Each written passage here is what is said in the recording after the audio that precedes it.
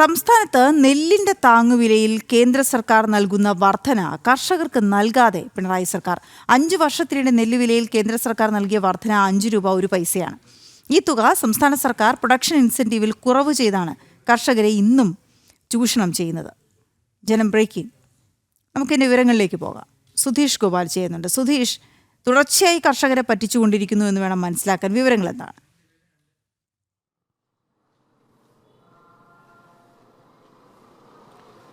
വീണ, ഒരു ഏക്കർ പാടം കൃഷി ചെയ്യുന്നതിനുള്ള ദേശീയ അടിസ്ഥാനത്തിലുള്ള ഒരു ശരാശരി തുക, ആ ചിലവിൻ്റെ അടിസ്ഥാനത്തിലാണ് കേന്ദ്ര സർക്കാർ താങ്ങുവില വർദ്ധിപ്പിച്ച് നൽകുന്നത്. അത് കേരളത്തിലെ മാത്രമല്ല, രാജ്യത്തെ ഒട്ടാകെയുള്ള ഈ കൃഷി ചിലവിൻ്റെ അടിസ്ഥാനത്തിലാണ് കേന്ദ്ര സർക്കാർ ഈ വർധനവ് നൽകുന്നത്. അത്തരത്തിൽ നൽകിയ വർധനവിൽ കഴിഞ്ഞ 5 വർഷം കൊണ്ട് 5 രൂപ 1 പൈസയാണ് നെല്ലിൻ്റെ താങ്ങുവിലയിലുണ്ടായ വർധനവ്. അങ്ങനെ 28 രൂപയിലധികമാണ് ഇപ്പോൾ 1 കിലോ നെല്ലിന് വില നൽകുന്നത്.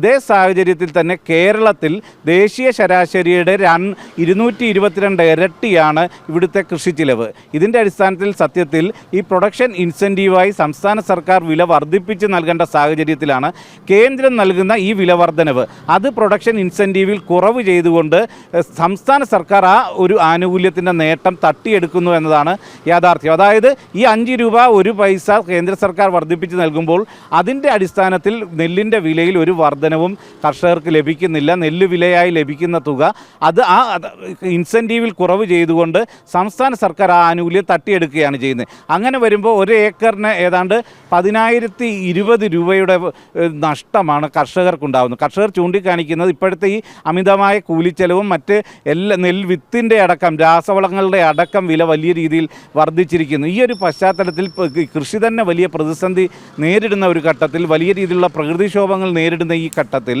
സംസ്ഥാന സർക്കാർ ഭീകരമായ രീതിയിൽ ഇല്ലെങ്കിൽ ഒരു വലിയ ചൂഷണമാണ് കർഷകർക്ക് നേരെ ഉണ്ടാകുന്നത് എന്നതാണ് അവർ ചൂണ്ടിക്കാണിക്കുന്നത്.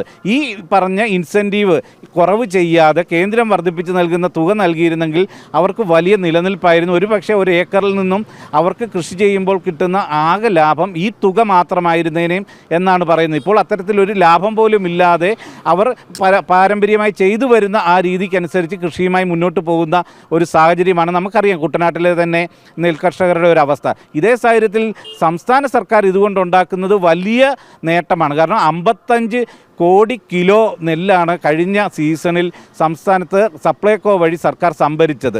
അതിൽ ഈ 55 കോടി കിലോയ്ക്കും 5 രൂപ 1 പൈസ വെച്ച് സംസ്ഥാന സർക്കാർ തട്ടിയെടുക്കുമ്പോൾ കോടികളുടെ ലാഭമാണ് കർഷകരിൽ നിന്നും സർക്കാർ തട്ടിയെടുക്കുന്നതെന്നതും വ്യക്തമാണ്. ഇത് വലിയ ചൂഷണമാണ്. ഇതിനെതിരെ പ്രക്ഷോഭത്തിനൊരുങ്ങുകയാണ് ഇന്ന് കുട്ടനാട്ടിലെ കർഷകർ. ഇത് കുട്ടനാട്ടിലെ മാത്രമല്ല, സംസ്ഥാനത്തൊട്ടാകെയുള്ള കർഷകർക്ക് നേരെ സംസ്ഥാന സർക്കാർ നടത്തുന്ന വലിയ ചൂഷണമാണ്.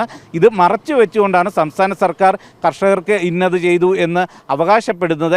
ഈ ഒരു സാഹചര്യത്തിൽ സംസ്ഥാന സർക്കാർ കേരളത്തിലെ കൃഷിച്ചെലവിൻ്റെ കൂടി അടിസ്ഥാനത്തിൽ പ്രൊഡക്ഷൻ ഇൻസെൻറ്റീവ് വർദ്ധിപ്പിച്ച് നൽകുകയും കേന്ദ്ര സർക്കാർ നൽകുന്ന തുക അത് അപ്പാടെ തന്നെ കർഷകർക്ക് നൽകാനുള്ള ഒരു സുമനസ്സും കാണിക്കണമെന്നത് തന്നെയാണ് കർഷകരുടെ ആവശ്യവും. വീണ.